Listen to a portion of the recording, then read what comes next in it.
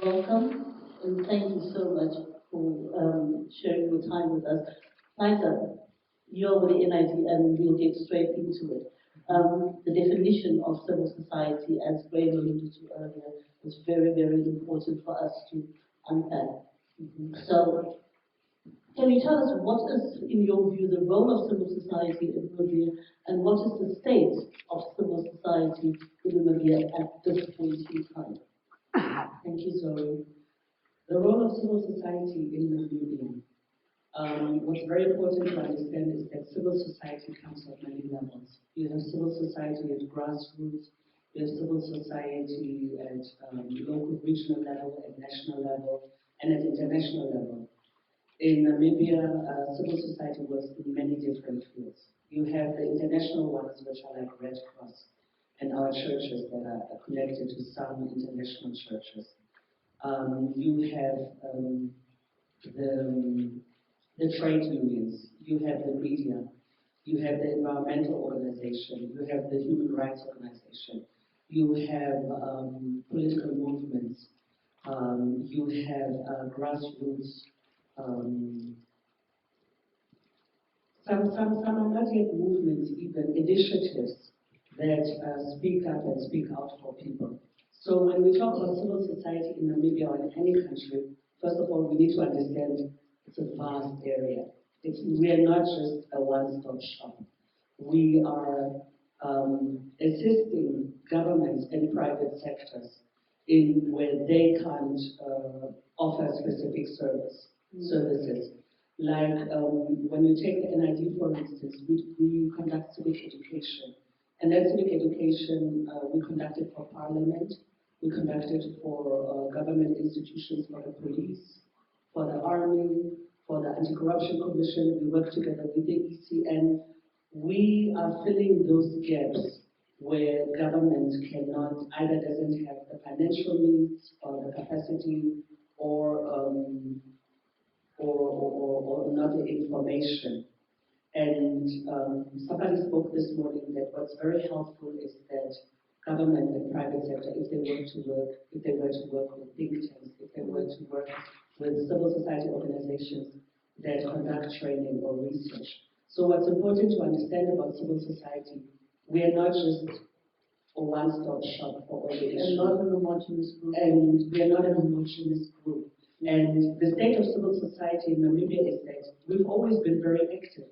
Because when you take the churches, who was fighting colonialism and apartheid, it was to a big extent the churches and human rights organizations like the LAC and others, and the trade unions, of course, and the student unions.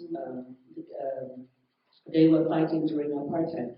Ever since Namibia has become independent, what happened in 1990, a lot of money came to Namibia to support civil society organizations' effort to build democratic institutions, to build legal institutions, to assist with HIV/AIDS in the 90s.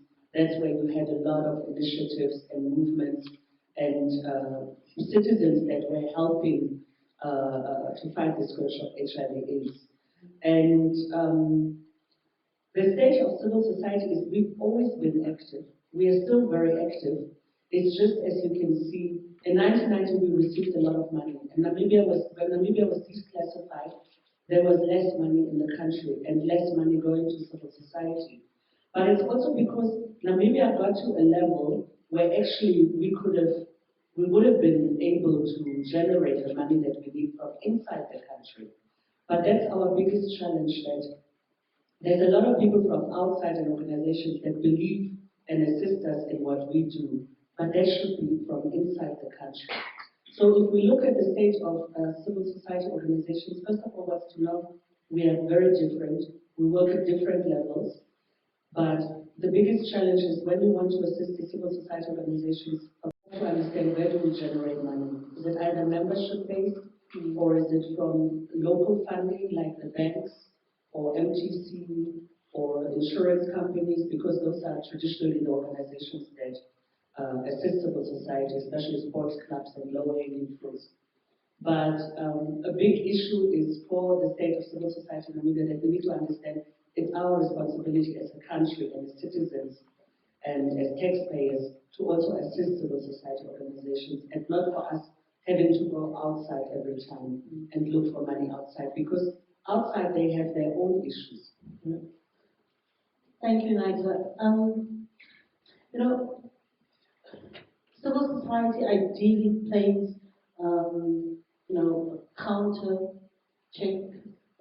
counter force to government power.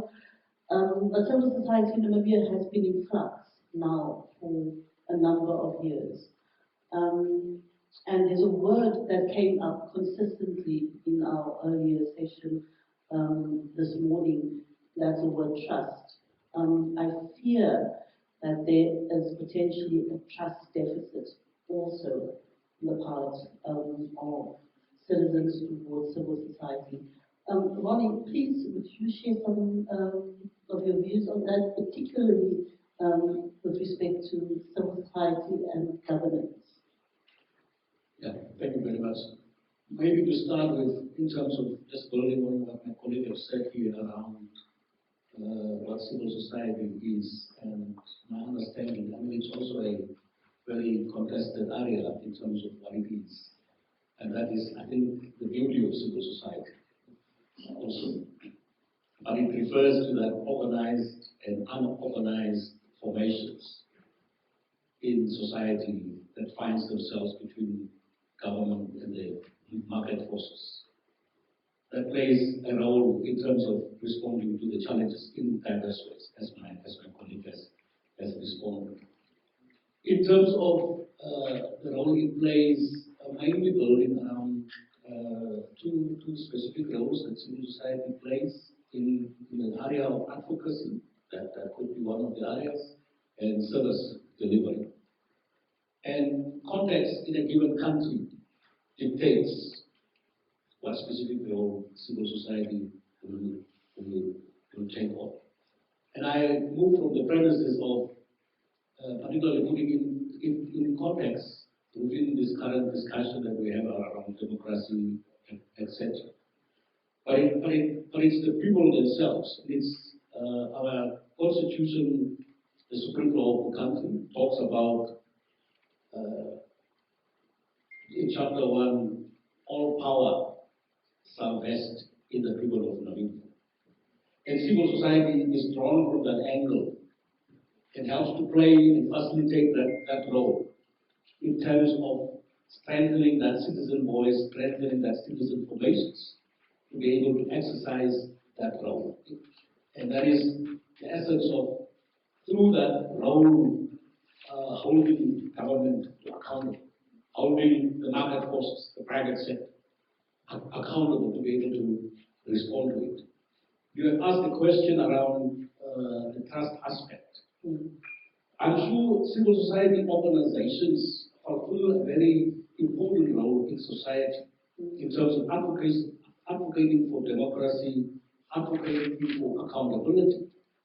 Therefore, the expectation is that civil society organizations should first and foremost demonstrate that same sense of accountability, that same sense of democratic culture in terms of the exercise, in terms of how it carries out its own functions, because it needs to demonstrate the kind of society that would like. And that is, I think, the challenge that civil society organizations needs to rise up, needs to stand up to. I was hoping to hear from the last discussion that we had here that talks about systems and policies of institutions to also be including civil society as part of that area of study, because it will be interesting to know what the perceptions are out there from the citizens in terms of what they think about civil society, what role they fulfill, and whether they are acting in the best interest of society. So I think what perceptions exist about civil society and the role that we play. Thank you. Let me stop here. Thank you, Ronnie. Basilius, there's so much to discuss in terms of the role of faith-based organizations, but I think I'm going to cut right to the Trust Foundation here. In '85, Um, the ecumenical movement in South Africa scripted the Kairos document. You're familiar with that, I see that in your research. Which is that theological statement against apartheid and the role of the church in society at that time. In Namibia in '89, a parallel document was scripted. So my question to you is, what needs to be done and what would be the elements of that document, and it was called The Road to Damascus. What would be the elements and what would need to happen for the evangelical community in Namibia to come together and script Road to Damascus in contemporary Namibia? I know it's a long question, but I think especially when you mention evangelical, which is for many people, if you've been watching American politics, that's like being demonized. Okay, but it's an interesting question to think about. But when we think about crafting documents like the Kairos document or the Road to Damascus, it's more than just crafting of a document.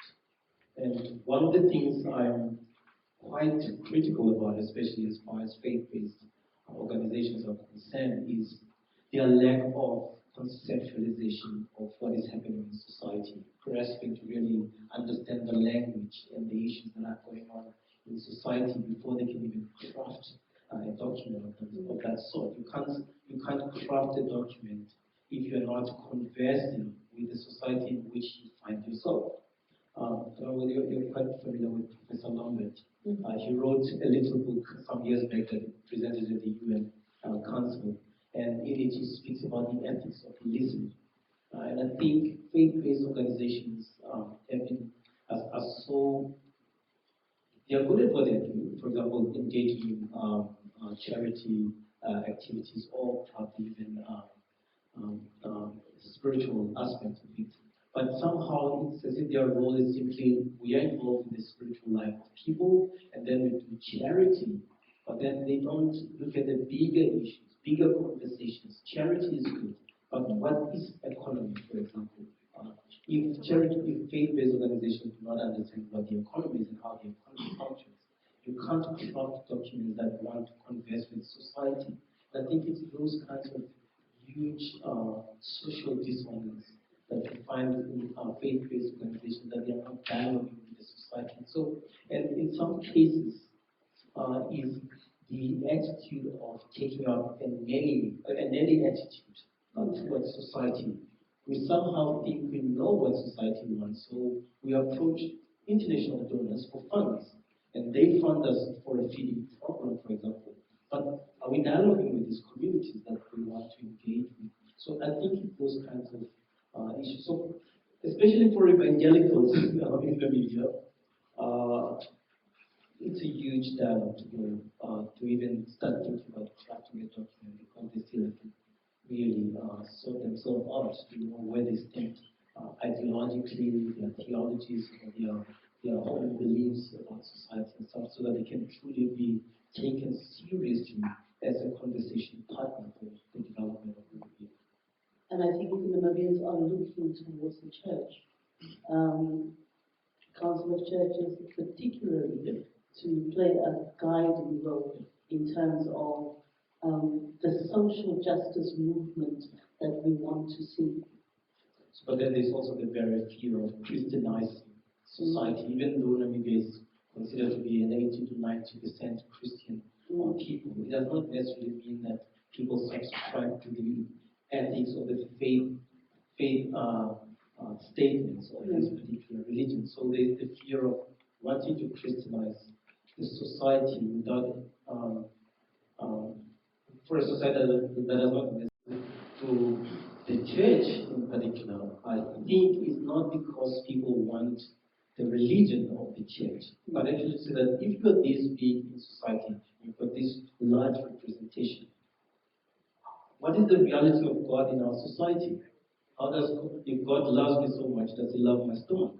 Because I'm not just concerned with it's the truth of it. brothers, you can tell me about heaven, but my current problem is winter time. Is God concerned with that? Those kinds of things. Thank you, Mr. Lees. I think we can have long conversations about liberation theology. Nigel? As you were talking, I was also looking at the topic strengthening democracy. And when you look at the setup of faith-based organization, is that a democratic setup or not? That's a discussion for a different day. That's where it already starts. Are some of the institutions that are supposed to help us really then working along democracy, or do they have a different doctrine?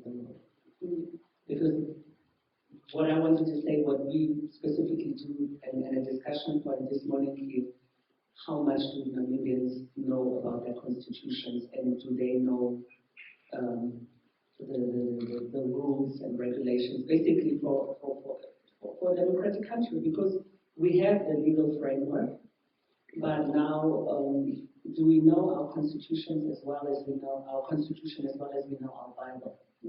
Because the supreme law in Namibia is the constitution, and we are a secular state, and it's a question, it's a discussion really worth having. And the good thing is the church has approached us and has said, we want to work on our governance structures and we want to work on being more democratic. But if you look at the church history, it's difficult. How do you bring in such a leadership in the church that it's open and that it's democratic? Because by default it's not. It's certain churches are run from Rome, certain churches are run from Malawi or from a different country, and there, but like I said, it's because we were talking about it, the faith-based organizations. It's a discussion to have, and one that should be started. I think the time is right. I mean, you earlier, Nigel, you were speaking about issues of civic education, and that civic education does not necessarily only have to be played out or facilitated by an organization like NID. It can be facilitated also by faith-based organization, by individuals. But I mean, you play a particular role here, and you are supporting government in facilitating education and awareness. But that relationship is not always, a very comfortable relationship. What do you think is the ideal government civil society relationship, and what needs to be put into place to ensure and facilitate that? What's ideal is continuous engagement and being open to criticism and being open to learn from each other.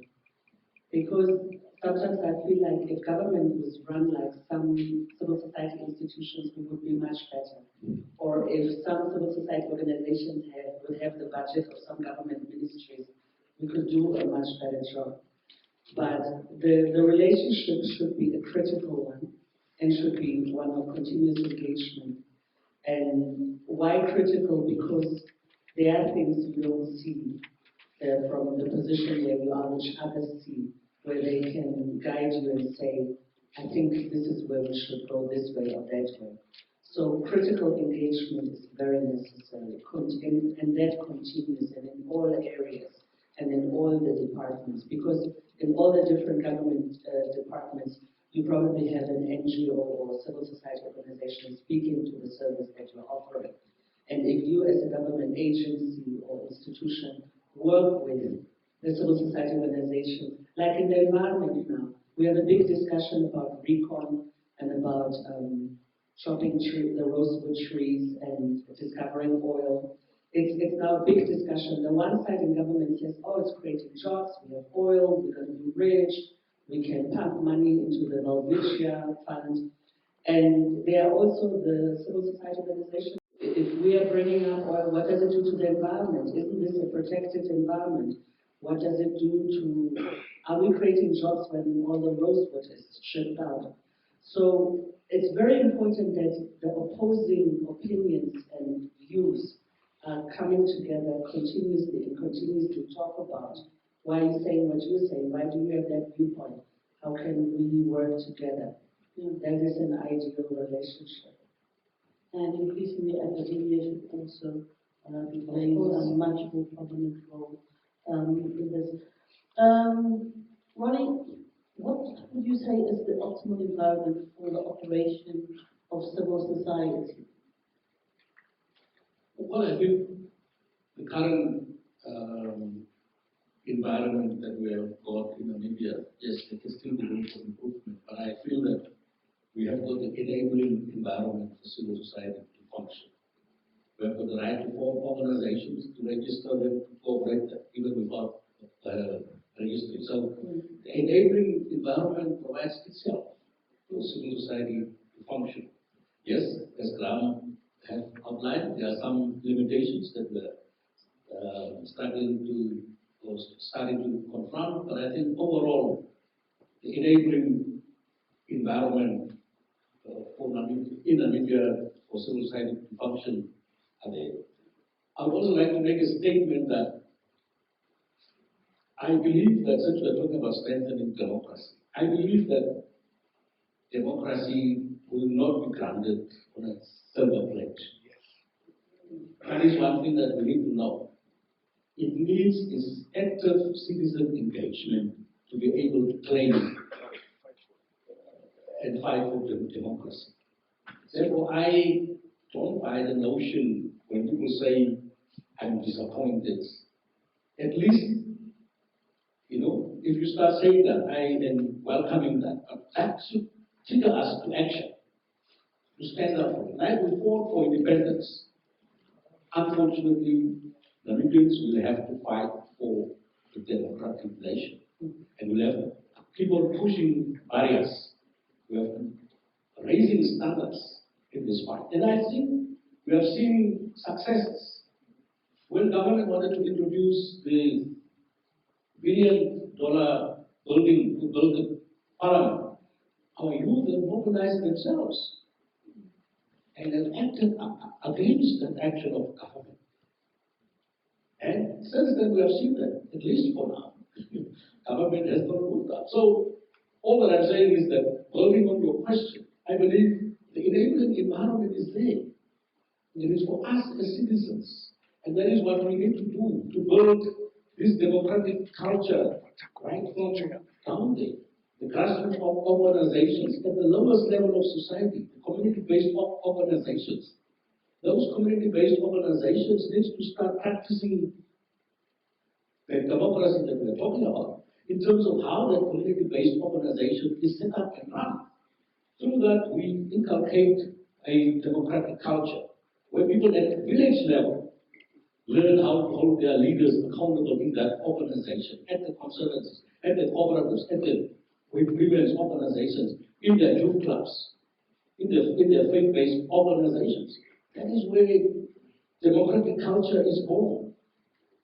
And then, because of that democratic culture that exists, it will be easy at a societal level, at a broader society level, for us to demand to say, no, down there. Then we build a democratic culture. So I think my central message is democracy will not be granted on a silver plate.